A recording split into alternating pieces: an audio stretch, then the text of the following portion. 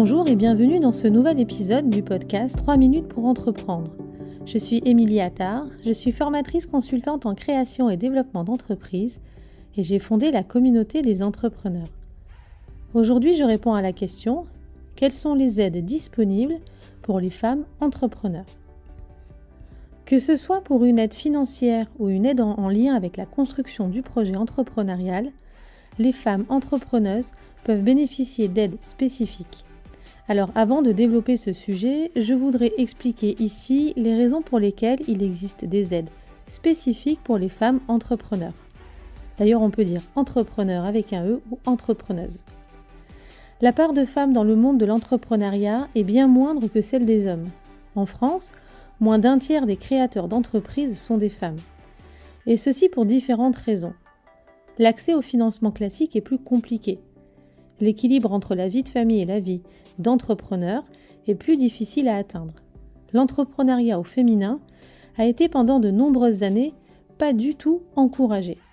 Heureusement, cette période est derrière nous et c'est justement le sujet de cet épisode. Alors voyons ensemble quels sont les dispositifs à mobiliser.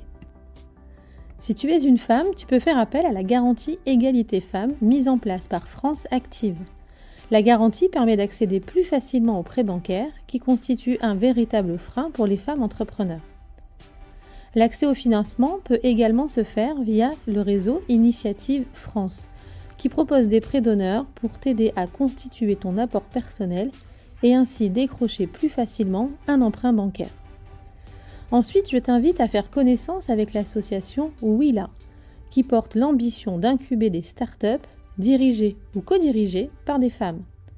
Cette notion est intéressante car dans la tech, l'écart entre les femmes et les hommes entrepreneurs est encore plus grand.